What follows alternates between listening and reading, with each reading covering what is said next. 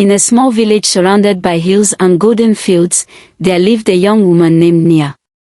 She was known far and wide, not just for her beauty, but for how proud she was of it.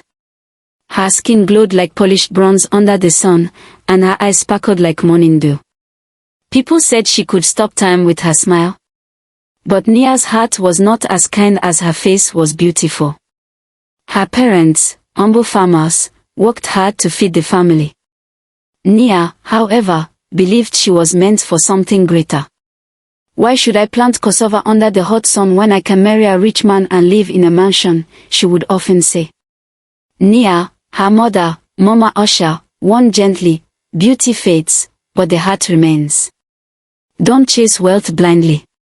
But Nia would only laugh. "Mama, your time is gone. Let me find my way."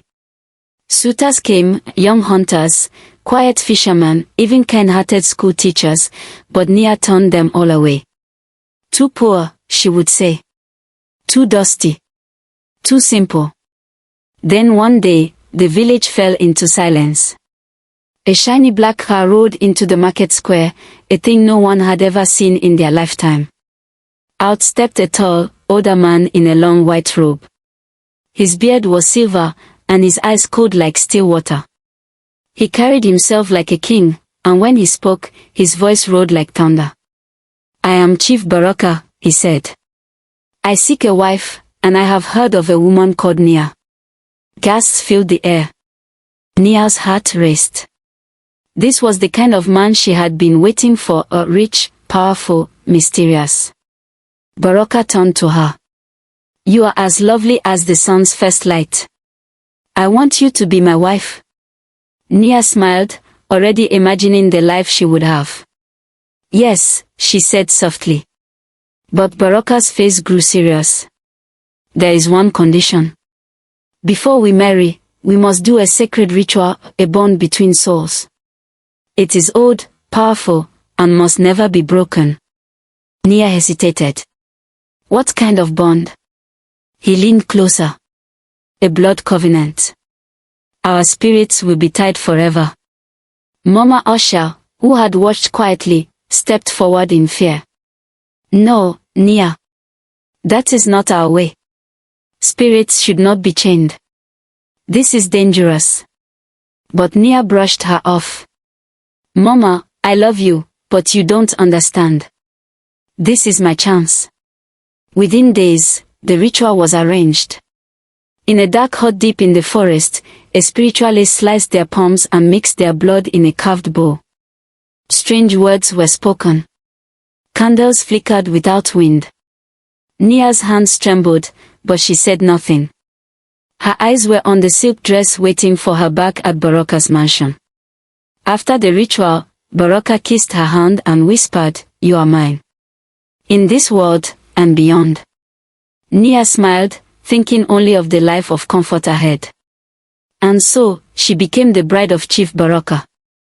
But as the drums beat on her wedding day and the villagers cheered, none of them knew Nia had not just married a man. She had tied herself to something far deeper, and far darker. The wind that night carried whispers no one could hear. The soil beneath the village stirred. Something had begun. Nia sat in the back seat of Chief Baraka's car, her eyes wide with wonder. The road to his home was long and smooth, unlike the dusty parts of her village. Her heart beat fast, not from fear, but from excitement. She had left behind her parents, her small hut, and her old life. Now, she was entering a world of riches. When the car stopped, Nia gasped. Before her stood a mansion taller than any tree she had ever seen. The gates were made of gold-colored metal. The walls shined white in the sun. Servants rushed out and bowed to her.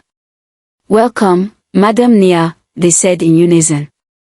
Inside the mansion, everything sparkled. The floor was cold, shiny marble. Chandeliers hung from the ceilings like stars. The furniture looked too expensive to sit on. There were paintings of strange symbols and animals she didn't recognize. It was all too grand, too perfect. That night, Nia slept on a soft bed big enough for 3 people. She touched the silk sheet and smiled. "This is the life I was meant for," she whispered to herself. Chief Baraka was kind. He brought her gifts, golden bracelets, fine perfumes, even dresses from other countries. He gave her everything she had ever dreamed of. But still, something about him felt distant. He never laughed. He never shared stories. And when he looked at her, his eyes didn't seem full of love, only ownership. "You are mine," he would say often, touching her face with cold fingers. At first, Nia didn't care. She was too busy enjoying the riches. She took long baths in rose water. She wore clothes that shimmered in the light. She walked around the village once, just to show the people how far she had come. But soon, small things began to happen. One day, a mirror in her dressing room cracked on its own. She wasn't even near it. Another night, she saw a shadow move across the hallway, though no one else was there. A servant girl, barely older than Nia, whispered to her, "Madam, this house is not like others." Nia frowned. "What do you mean?" The girl looked around nervously. "Just be careful at night." That evening, Nia tried to laugh it off. She poured herself some sweet wine and stood on the balcony, watching the moon rise. The night was quiet, too quiet. When she returned to bed, Chief Baraka wasn't there. She thought he was in another room. But as she drifted off to sleep, she felt someone lie down beside her. A cold breeze touched her skin. She opened her eyes. Baraka was there, staring at her. "I didn't hear you come in," she said softly. He didn't answer. Just kept staring. Then, after a long silence, he whispered, "Remember, we are tied forever." The next morning, she woke up alone. She asked the servants where Chief Baraka had gone. A male servant looked down and said, "He passed in his sleep, madam." The healer said his heart gave up. Nia's words spun. "What do you mean?" "He was here last night." "No, madam. He was found early this morning.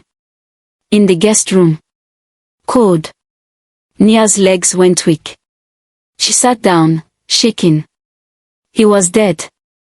But if he was dead, then who had been in her bed? Outside, the wind picked up. The mansion's doors creaked. Somewhere, far away, a drum beat sounded. And inside Nia's heart, a strange fear began to grow. The mansion felt colder after Chief Baraka's death. Nia walked through its grand halls, but they no longer made her feel special. The gold, the fine carpets, the perfumes, everything seemed dull. Even the servants moved quietly now, like they were afraid to disturb something they couldn't see. Baraka had been buried with honor. A huge funeral was held, with drummers, mourners, and village elders chanting prayers. Nia wore white and pretended to cry, but inside, she was not sad, she was confused.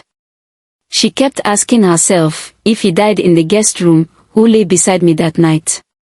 At first, Nia told herself it was grief. Maybe her mind was playing tricks. But the signs began to pile up. One night, she woke up freezing. Her room was locked, the windows closed, and yet, a strong wind blew through her bed. She felt something touch her ankle, a cold hand. She sat up, heart pounding, but no one was there. The next morning, she found long scratches on her leg. She asked the maids if they had seen anything, but they only looked down. "Is something wrong with this house?" Nia asked one of them. The maid's lips trembled. "We don't speak of such things, madam. Not in this house." Nia tried to ignore it. She started going out more, visiting the city, meeting new people, dressing up. She still had all of Baraka's money, all of his lands, and people respected her for that. Suitors came again, men who wanted her for her beauty, and now for her wealth. She met a man named Kamal, a wealthy trader from a nearby town. He was tall, funny, and not afraid to speak his mind. Nia liked that. After a few meetings, she invited him to her mansion. That night, they laughed, danced, and shared wine on the balcony. Everything felt normal. Until Kamal grew quiet. He looked behind her shoulder and froze. "Who's that?" he whispered. Nia turned. No one was there. "I saw someone standing there," he said, his face pale. "A man, watching us." Nia's smile faded. "Maybe a guard." "No," Kamal said firmly. His eyes, they were full of fire. He was staring at me like I stole something. Suddenly, Kamal stood. "I have to go." "Wait, why?" Nia asked, grabbing his hand. He pulled away. "Something's wrong here. I can feel it. I don't want to die tonight." He ran out of the mansion without another word. The next day, Nia tried to reach him. He never answered. He never came back. Weeks passed. She tried again, another man, another hopeful smile. But it happened again. The new man fled in terror during the night, saying he felt a hand touch his throat. By now, Nia was scared to sleep. Every night, she heard whispers. "You are mine. No one else." The shadows in her room began to move. Her bed shook sometimes, even when she was alone. And worse, she began to wake up sore, with bruises on her arms and legs, as if someone had held her too tightly during the night. One morning, after a long night of nightmares, Nia stood in front of a mirror. Her eyes were tired. Her lips trembled. "Baraka," she whispered, "what have you done to me?" No voice replied. But as she turned away, the mirror behind her fogged up on its own. 3 words appeared like they were written in breath. "Forever with me." Nia screamed. Nia could no longer pretend everything was normal. The nights were unbearable. Each time she closed her eyes, she felt Baraka's cold presence beside her. The whispers, the cold touches, the bruises, everything pointed to one thing: she was not alone. One morning, Nia rushed back to her parents' home. Her mother, Mama Osha, opened the door and gasped. "Nia, what happened to you? You look like a ghost." Tears welled in Nia's eyes. "Mama, he's not gone. Baraka, he comes back. Every night." Her father, Baba Kazi, looked at her with wide eyes. "What are you saying, child?" "He sleeps next to me, Mama. He touches me, and he whispers. No man can come near me." They all ran away. Mama Osha's face darkened. "You must speak to Mama Wiksa." Nia nodded. She had heard of Mama Wiksa, the oldest and wisest woman in the nearby village. People said she could see what others could not. That afternoon, they made the journey through thick bush paths to reach the old woman's hut. Mama Wiksa sat outside grinding herbs. Her skin was wrinkled like old bark, and her eyes were sharp like a hawk's. "Sit, child," she said before Nia could speak. "Your shadow is heavy. Your spirit is tied." Nia sat down, trembling. "Mama, I need help. I think my husband is haunting me." "You don't think," Mama Wiksa said, "you know. And it is not just haunting. It is binding." "What do you mean?" "You made a blood covenant with a man who is now dead," the old woman said slowly. "That bond is not broken by death. It continues, especially when made in greed." Nia's heart sank. "But I didn't know it would follow me after death." "You were warned, child. Your mother tried to stop you." Nia looked down in shame. "I thought I was choosing a better life." Mama Wiksa leaned forward. "You tied your soul to his. Now, even in death, he believes you still belong to him. Until the covenant is broken, no other man can touch you. No peace will come." Not in day. Not in night. Tears rolled down Nia's cheeks. How do I break it? You must give up everything he gave you, his house, his wealth, even the smallest gift. These are physical anchors holding the spirit to you. What? Nia gasped. Give up everything. Even the mansion. Mama Wixe nodded. It is the price of your freedom. Nia stood up, shaking her head. No. I earned that life. I suffered. I won't go back to poverty. You are already poorer than you know, Mama Wixe said, her voice cold. You sleep in gold but wake in terror. That is not wealth. That is a curse. Nia stormed out, furious. Her mother followed her in silence. When they reached home, Mama Usha spoke softly. My daughter, I have seen many women lose themselves chasing easy roads. But you can still turn back. But Nia shook her head. No, Mama. I'll find another way. I won't give up everything. That night, she returned to the mansion, poured herself a drink, and tried to dance away her thoughts. Loud music echoed through the halls, and for a moment, she felt powerful again. But at midnight, all the lights went off. A cold breeze swept through the room. The mirrors cracked on their own. And from the darkness, a deep voice whispered near her ear. You still belong to me. Nia froze. This was not over. It was only getting worse. For days, Nia locked herself inside the mansion. The windows stayed shut. The curtains were always drawn. She could no longer trust the light, because even the daylight couldn't protect her from what followed her in the dark. Every night, the same voice returned. You are mine. And every morning, she woke up more tired, more broken. Still, she refused to let go of the life she had built. The idea of giving up her mansion, her gold, her cars, it burned her like fire. I earned this, she whispered to herself, standing before the mirror. I was smart. I married well. Why should I suffer now? But her heart was growing heavy with fear. Then one day, while shopping in the city to distract herself, she met a man named Tajiri. He was different. He didn't flatter her with empty words. He didn't care about her money or beauty. He was kind, honest, and his smile made her feel calm, something she hadn't felt in months. They met again the next week. Then again. Tajiri made her laugh. He spoke about his life working as a builder, his dreams, and his love for nature. He never asked her about Baraka, never talked about riches. Just her. Nia started to believe maybe, just maybe, she could move on. One evening, she invited Tajiri to the mansion. He hesitated at first. Your house, it feels cold. Like it doesn't want me there. She smiled sadly. It's just big. Lonely. I want company. He finally agreed. That night, they sat in the garden under the moon.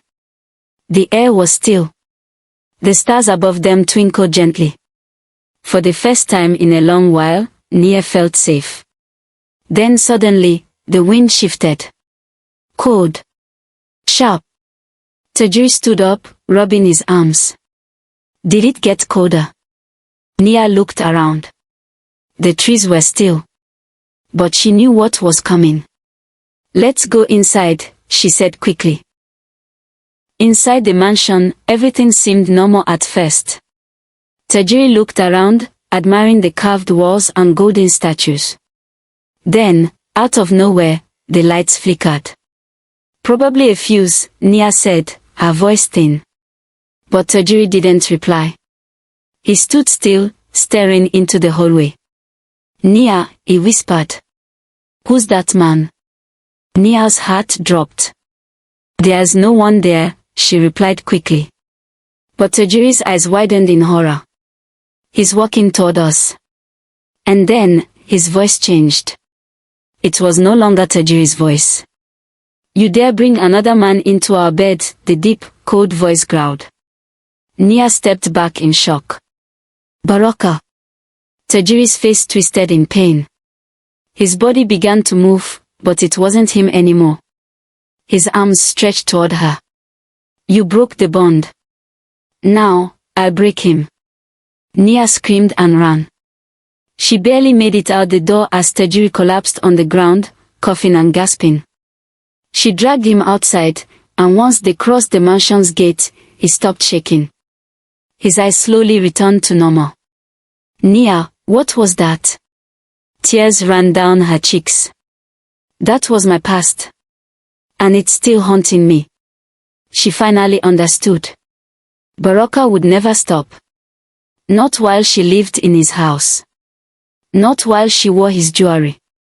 Not while she clung to the riches he gave her. The next morning, Nia returned to her parents' home, her face pale and her voice shaking. Mama, Baba, she said quietly, I'm ready now.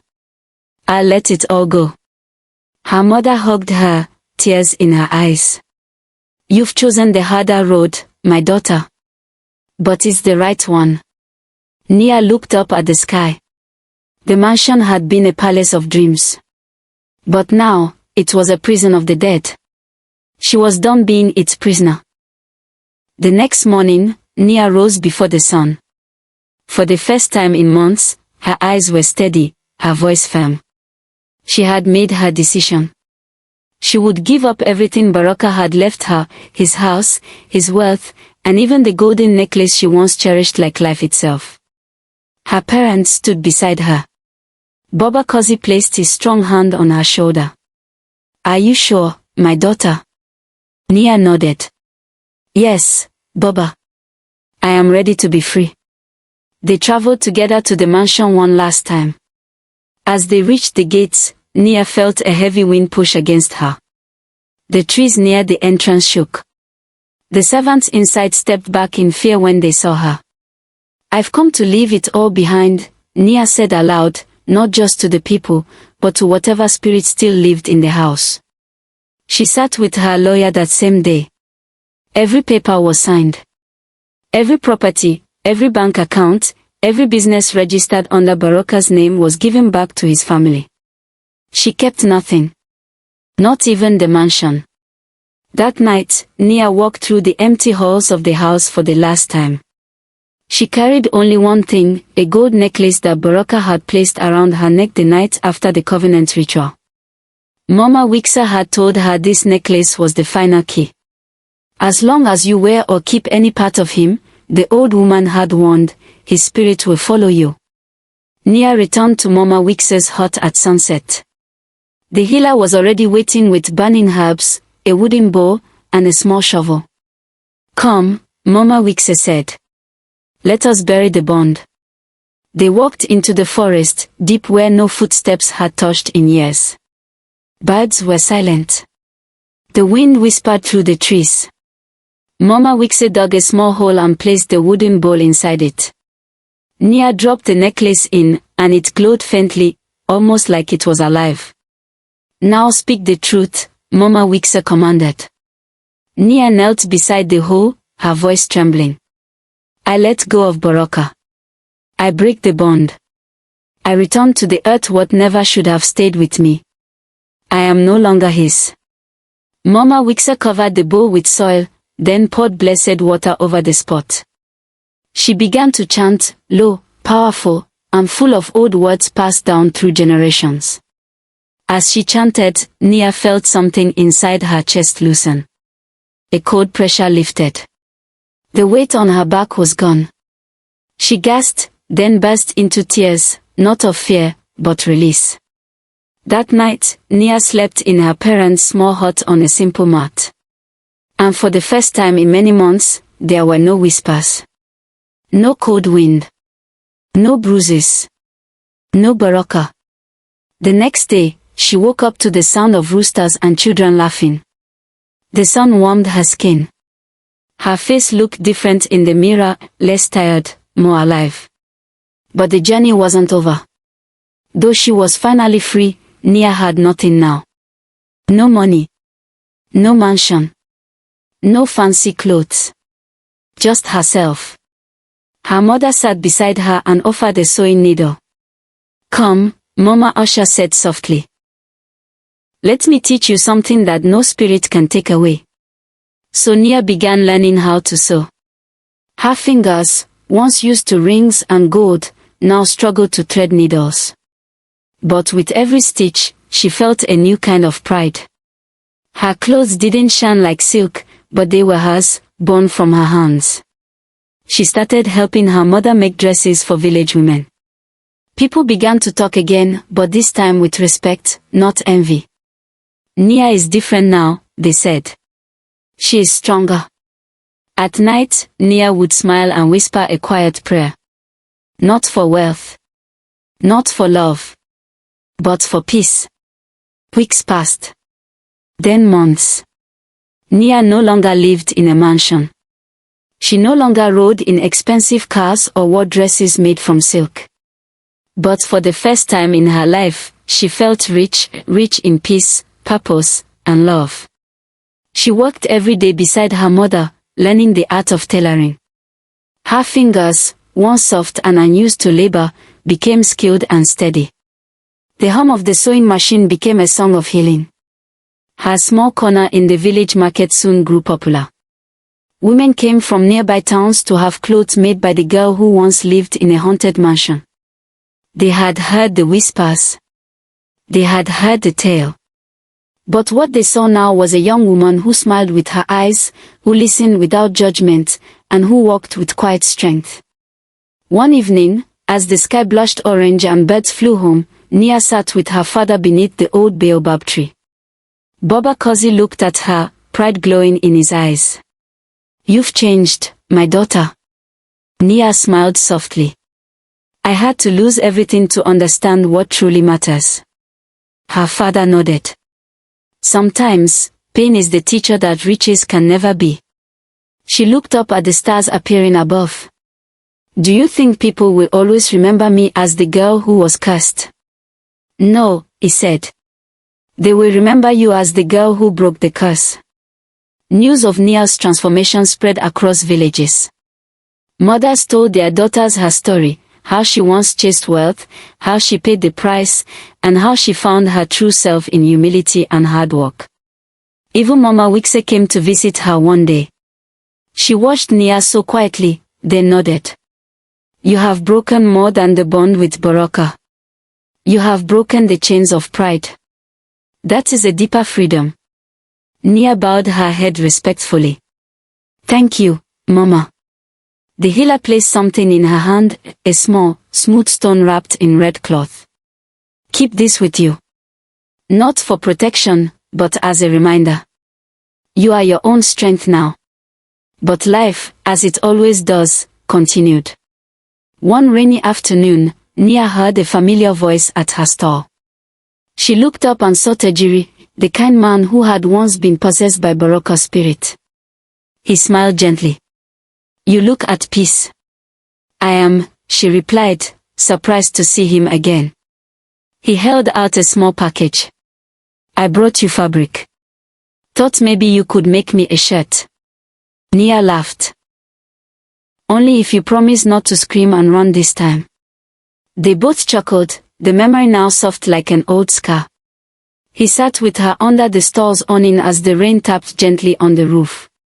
They talked for hours, about life, about second chances, and about what it meant to start over. He didn't ask her to marry him. She didn't ask him to stay.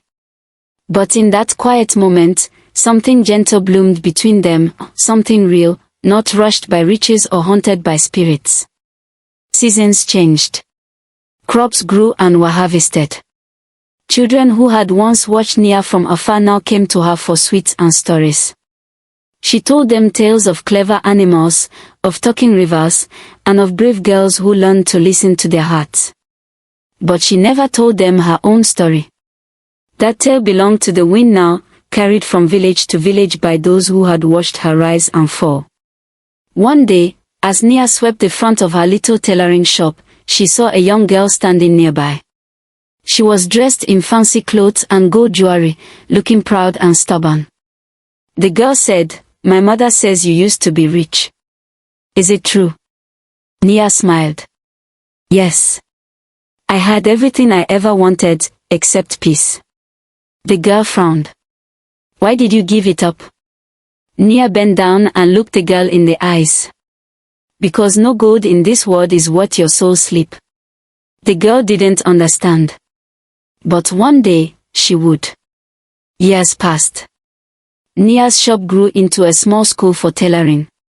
She taught young women how to sew, how to build their own businesses, and most importantly, how to find value in themselves beyond beauty and wealth. She hung a sign above the door. It read, "Your hands can create your future." Every stitch she taught was a thread of freedom for the next girl who thought she was only valuable if she married a man with money. She watched them grow, laugh, and build. And with each new student, Nia's heart healed a little more. One evening, long after the sun had set, Nia sat beside her mother under the stars. "Mama," she said quietly, "do you think Baraka ever found peace?" Mama Osha was silent for a moment. Then she replied, "That is not your burden anymore. You did your part. The rest belongs to the spirits." Nia nodded. She reached into her pocket and held the small red-wrapped stone Mama Wixa had given her. She whispered, "I am free." And she meant it. Epilogue, the legacy of Nia. In the villages of the hills, Nia's story became a lesson told at firesides. Not a tale of fear, but a tale of hope. They said, she married a man of riches but was haunted by his ghost. She gave up gold to gain peace. And now, she helps others find their path. Children called her Mama Nia, and when she walked through the village, they ran to hug her. She no longer wore gold, but her spirit shined brighter than any jewel. And so, the beautiful Nia, who once chased riches and nearly lost her soul, became something greater than any bride or queen. She became a symbol. A woman who found herself. A legend of the land.